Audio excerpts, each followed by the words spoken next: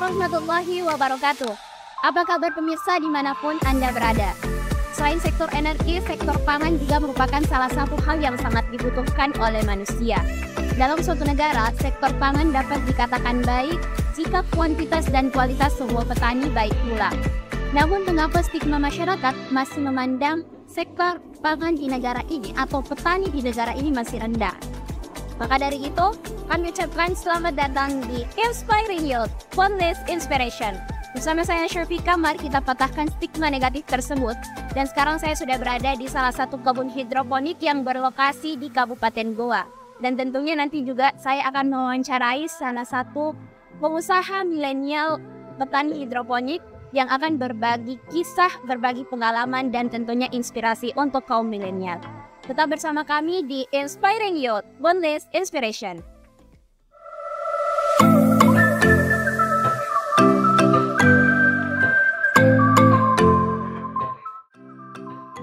Pemirsa, saat ini saya sudah bersama dengan salah satu pengusaha tani hidroponik. Sebelum kami berbincang-bincang, terlebih dahulu mungkin kakak bisa perkenalkan diri pada pemirsa yang ada di rumah. Baik, perkenalkan nama saya Andi Muhammad Faturari. Teman-teman biasa kerap panggil saya Kak Fat. Saya selaku co-founder SGA Hidroponik yang berada di lokasi Samata Greenhouse. Jadi saya panggil Kak Fat saja supaya Anda bisa kerap ya Kak. Ya, Kak Fat, tentu dalam membangun usaha hidroponik ini tidak mudah ya Kak. Pasti banyak tantangannya. Apa yang membuat Kak Fat sehingga mengambil keputusan untuk membangun usaha ini Kak? Jadi kalau pertanyaannya apa yang menjadi motivasi awal untuk berhidroponik, paling tidak saya atau kami menjawab bahwa bertani itu adalah pekerjaan yang sangat mulia. Jadi petani itu awal dasar sebagai profesi di dunia itu kan petani. Seperti itu. Kemudian landasan awal kami berhidroponik merujuk berkembangnya SGA Hidroponik di tahun 2020. Kami saat ini ber-6 orang. Jadi saya salah satu co-founder. Foundernya itu namanya Muhammad Nur Al-Fauzan yang merintis pertama kali. Kemudian kita membangun tim manajemen namanya SGA Hidroponik dengan bernotabene 6 orang mahasiswa ketika itu. Berarti sudah lama ya Kak? Kalau udah lama kayaknya 2 tahun itu nggak lama ya. Sangat singkat ya 2 tahun. Jadi singkat cerita bahwa hidroponik itu masih awam nih di pasca pandemi. Ketika pandemi ini dibangun saat pasca. Ya, jadi ceritanya ini bisnis alumni pandemi. Jadi lulusan pandemi. Jadi ketika itu orang lagi hype-nya kerja di dalam rumah, kemudian hype-nya semua dibatasi kemana-mana. Nah, kami berinisiasi untuk membangun kegiatan atau usaha pertanian yang sifatnya tidak perlu membutuhkan lahan yang luas, tapi efisiensi. Akhirnya ketika itu kami mencetuslah untuk berhidroponik di halaman rumah. Jadi pada dasarnya di awal itu kami memulai hidroponik nggak langsung sebesar ini.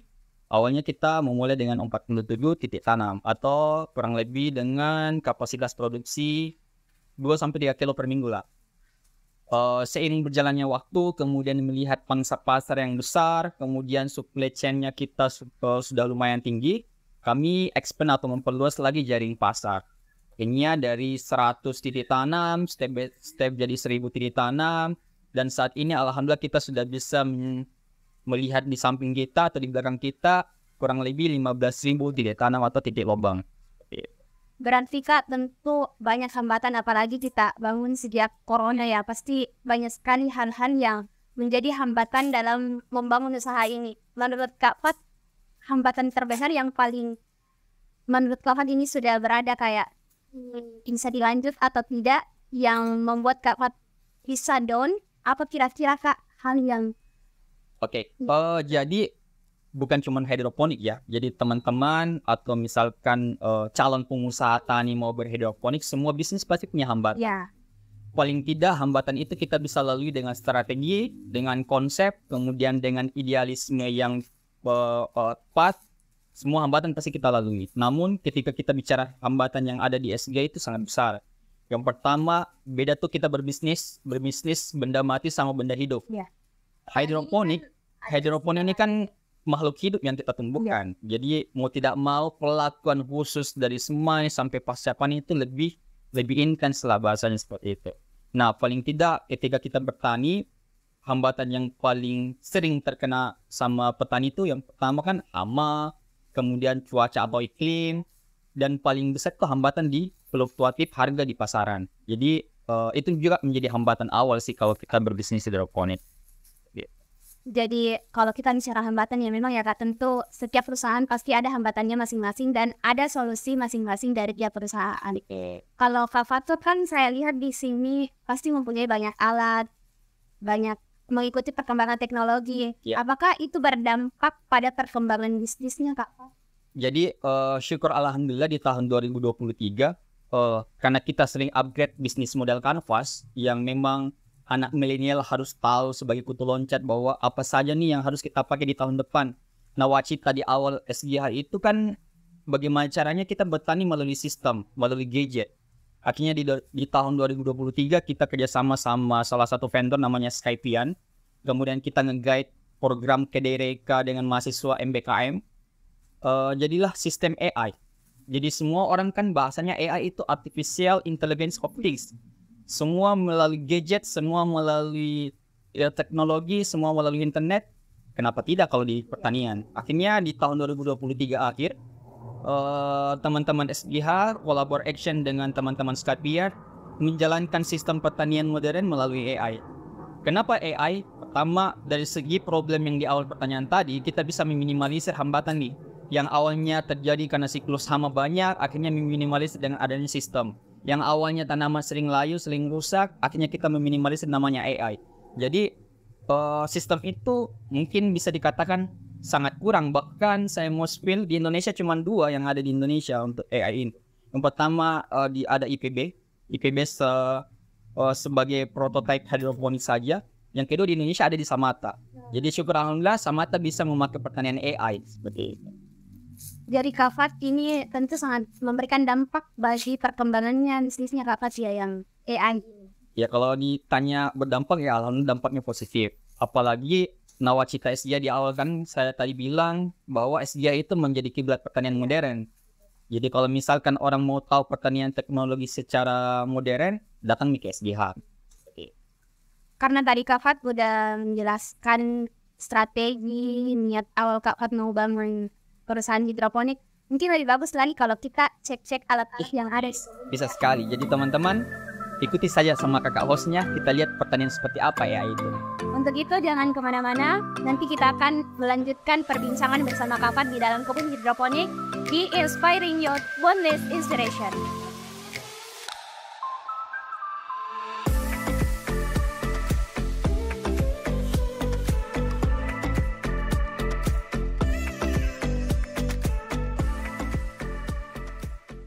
Dibuat dengan ketelitian dan teknologi tinggi, Bintang Asia hadir untuk memberikan varietas unggul.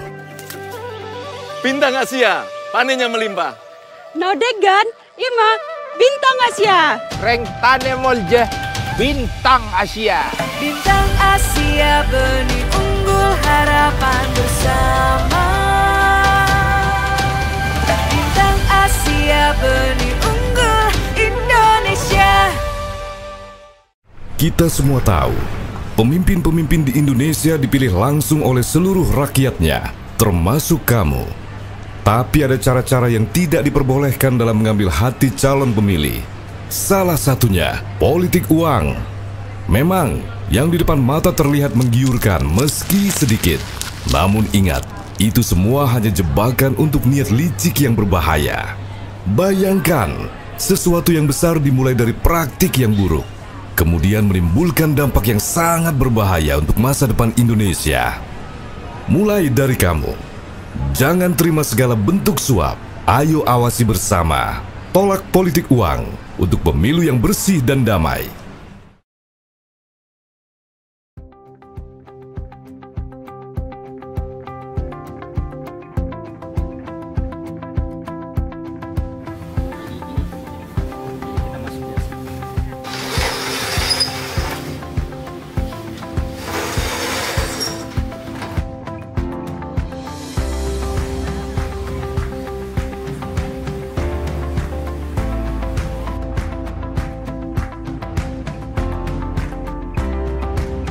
Kembali lagi bersama saya Syafika dalam Inspiring Youth, Boundless Inspiration.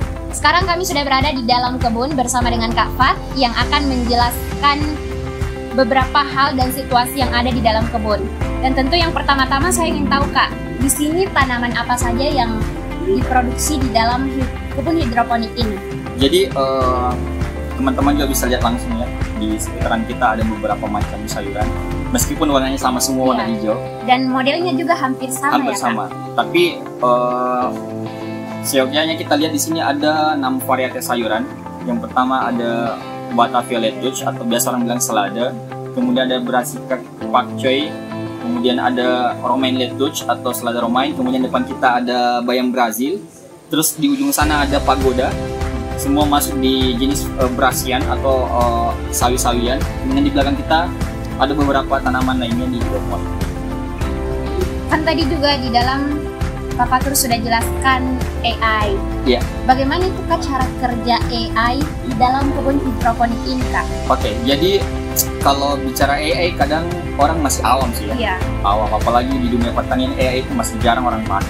Biasanya pakai itu di luar negeri atau di Jepang. Nah, namun kalau kita pakai AI di sini, sistem sensoring mendeteksi sensor nutrisi, kemudian sensor ppm, kemudian sensor pH, kemudian air temperatur atau suhu ruang, itu kita bisa rekayasa melalui AI.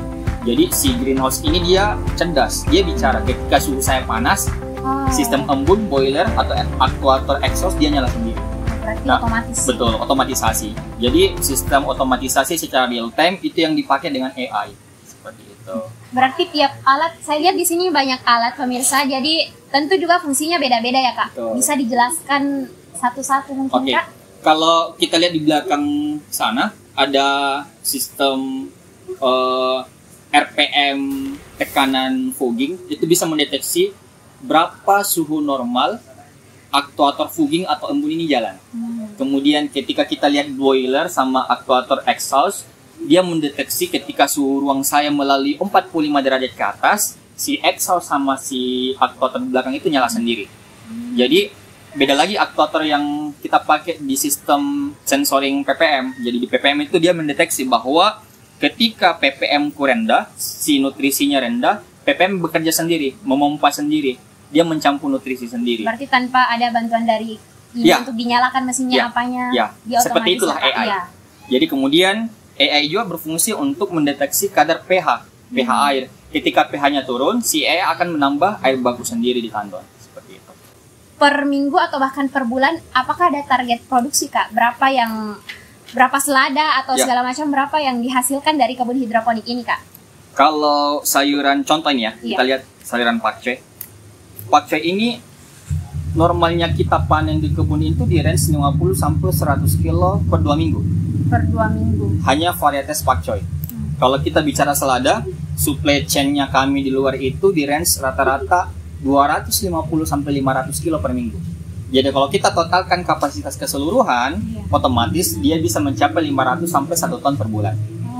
Tiap bulan memang ada targetnya ya Kak? Ya, ada targetnya. Soalnya supply chain-nya kita, mitranya kita memang mendominasi di pemakaian sayuran hidroponik.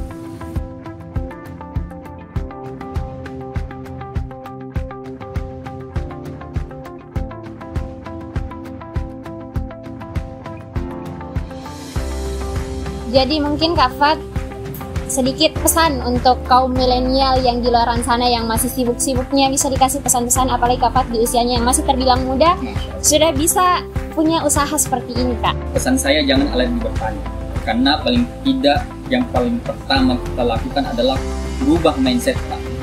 Karena kan orang bicara pertanian kumuh, kotor, lumpur di sawah kan petani mindsetnya. Dan kalau kita rubah atau kita balik petani usaha tani, bertani itu seperti ini, siapa yang tidak mau bertani? Iya, betul. Jadi bertani adalah pekerjaan yang sangat mulia, kemudian bertani adalah anak muda harus memiliki.